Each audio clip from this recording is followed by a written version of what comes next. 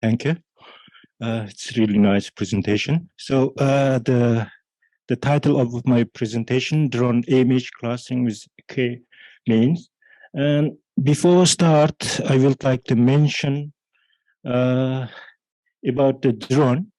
Now drone is become very popular because maybe the answer is the hidden in the pricing.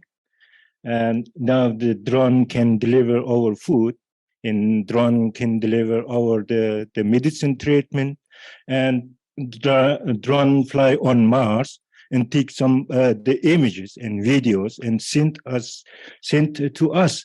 So the drone can take the images and videos which the reaching difficulty in the remote control has never been easy. So a drone can take from those places too. And now I'm also using the drone images, and it's not from the Mars images. This is here. I mean, I took the images from Sofra Stereo team. But I know the Joshua was sitting, he sent me the image. I know it was not so easy because I got the data in 2 weeks. So thank you, Joshua. And so this is my data. You can see the nice the picture of the drones, and this one is the antenna, and the another one is the no antenna. The size of the data is 64 gigabytes, and most of them are the videos. I create the images from the videos, and for example, 1 minute of videos, you can create thousands of images.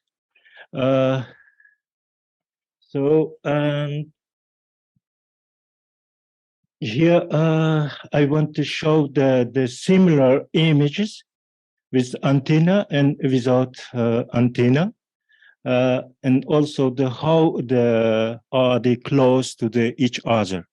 For example, I read the article from internet.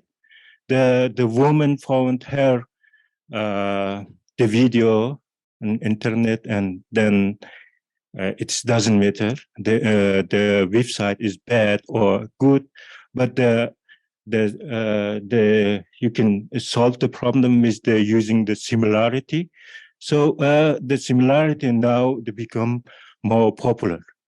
So for the model, I use the car means, that this is the unsupervised learning algorithm because we don't have any labels. In general, this is the much harder than the supervised learning. But we know the supervised learning has the label, and you need to split into the train set and label. And after that, we need to, using of some library, we need split the train set and test set. So here the result, I mean, we don't have any labels. And what type of distance should we use?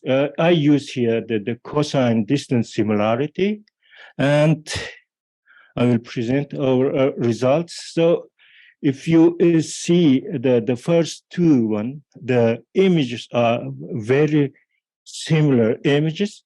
And also you can see that there is the one, and the second one is 0.9.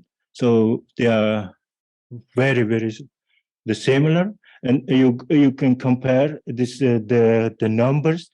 The third one, they are also very similar, and go on. So this is the similar images with the antenna. Now I will show the similar images without antenna.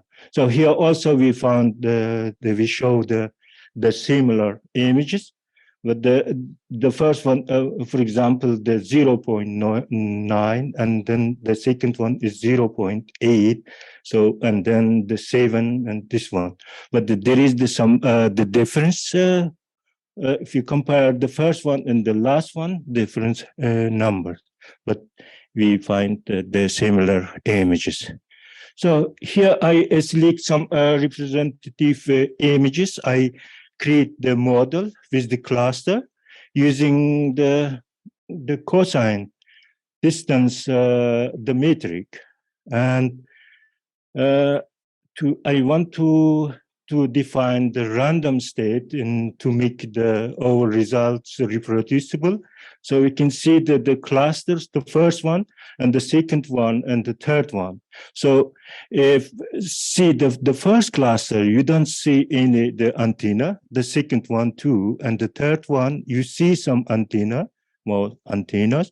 So it means it gives us the chance to make our the data label, and you can also see that our model did pretty well with on the cluster with similar images with antenna and no antenna.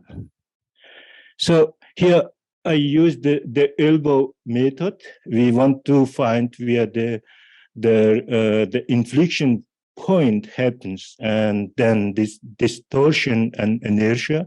So distortion is calculated as the average of the square distance from the cluster centers of the respective clusters. The inertia, it is the sum of square distance of samples to their closest cluster center. So here I plotted our results. The first one is the distortion, the second one, the inertia. So we see the error decreases and as the car increases.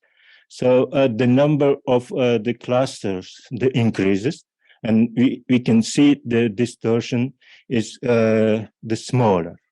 So we really hope from the 50, I mean, there is some small change, and we really hope we can find our car. And so this is my summary. So the lack of labels several limited the number of options at our disposal to solve our problem.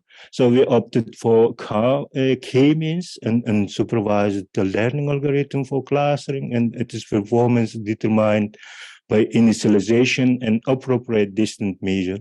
To choose the number of cluster car, we choose the elbow method. So thank you. Thank you.